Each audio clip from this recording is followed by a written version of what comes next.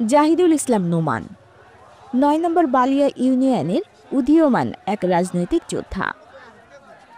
চাঁদপুর সদর উপজেলার ৯ নম্বর বালিয়া ইউনিয়নে বর্তমানে আলোচিত এক নাম জাহিদুল ইসলাম নোমান। ওয়ার্ড পর্যায়ের রাজনীতি থেকে শুরু করে ইউনিয়ন, এরপর চাঁদপুর সদর ছাত্রদল এবং বর্তমানে সদর থানা স্বেচ্ছাসেবক দলের অন্যতম যুগ্ম আহ্বায়ক হিসেবে নিজেকে প্রতিষ্ঠিত করেছেন এই তরুণ নেতা।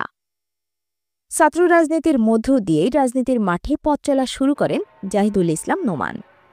২০২৪ সালের জুলাই মাসের গণ আন্দোলনে তিনি সামনে থেকে নেতৃত্ব দেন এবং সাধারণ ছাত্র জনতাকে উজ্জীবিত করে তোলেন।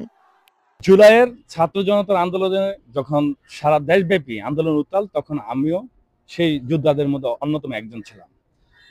আমি ২১শে জুলাই আমাদের চাঁদপুর বাস স্ট্যান্ড যে আন্দোলন, ছাত্র জনতা সর্বোপরি মানুষের যে আন্দোলন, সেখানে আমিও যোগদান করেছি এবং তাদের সেই আন্দোলনকে উৎসাহিত করার জন্য আমি আমার দলের যুবদল, স্বেচ্ছাসেবক দল এবং ছাত্র দলের সবার অংশগ্রহণে আন্দোলনকে কিভাবে ত্বরান্বিত করা যায় সেই লক্ষ্যে কাজ করেছি।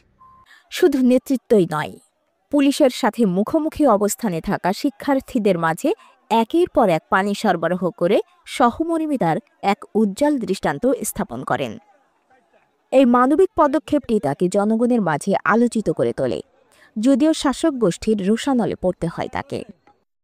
২০২৪ সালের ২৪ জুলাই তাকে নিজ প্রতিষ্ঠান থেকে গ্রেপ্তার করে শারীরিক ও মানসিক নির্যাতন চালায় আইনশৃঙ্খলা বাহিনী।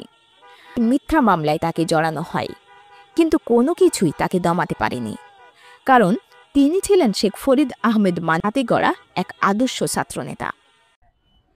তার ফলশ্রুতিতেই আন্দোলন বেগবান হয়েছে। সেই আন্দোলন থেকেই আমি সর্বোচ্চ লেভেলের চেষ্টা করেছি যাতে আন্দোলনটাকে সর্বোচ্চ পর্যায়ে নিয়ে যাওয়া যায়।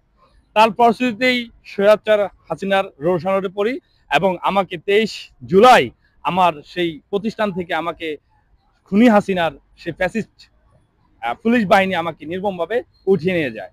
২৩শে জুলাই গ্রেপ্তার হওয়ার পর এতটাই আতঙ্কিত ছিলাম যে সেখান থেকে বেঁচে ফিরতে পারবো কিনা আমাদের মধ্যে সন্দিহান ছিল, কিন্তু ছাত্র জনতা এবং জাতীয়তাবাদী দল বিএনপির ছাত্রদল, যুবদল, স্বেচ্ছাসেবক দলের অক্লান্ত আন্দোলনের ফলে আমরা ৫ই আগস্ট স্বৈরাচার মুক্ত হয়ে ফিরতে পারি।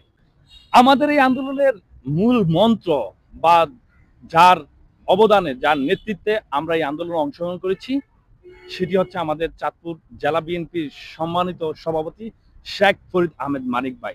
ওনার অবদানেই আজকে চাঁদপুরের আন্দোলন সফল, এটা আমরা নিঃসন্দেহে বলতে পারি। দীর্ঘ কারাবাসের পর ৬ আগস্ট আন্দোলনের বিজয়ের পর মুক্ত হন নোমান। চাঁদপুর জেলা কারাগারের সামনে বিপুল সংখ্যক নেতাকর্মী ও সাধারণ জনগণ তার মুক্তি উদযাপন করেন। আবেগে সিক্ত পরিবেশে সবার ভালোবাসা ও সম্মান গ্রহণ করেন তিনি।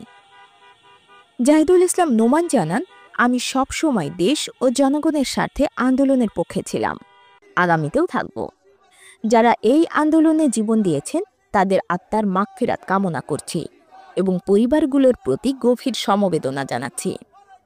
৬ আগস্ট জাহিদুল ইসলাম নোমানের জীবনের একটি অবিস্মরণীয় দিন। চাঁদপুরের রাজনীতিতে এটি একটি ইতিহাস হয়ে থাকবে। জুলাই আন্দোলন কেন হয়েছিল এটা আপনাকে বুঝতে হবে।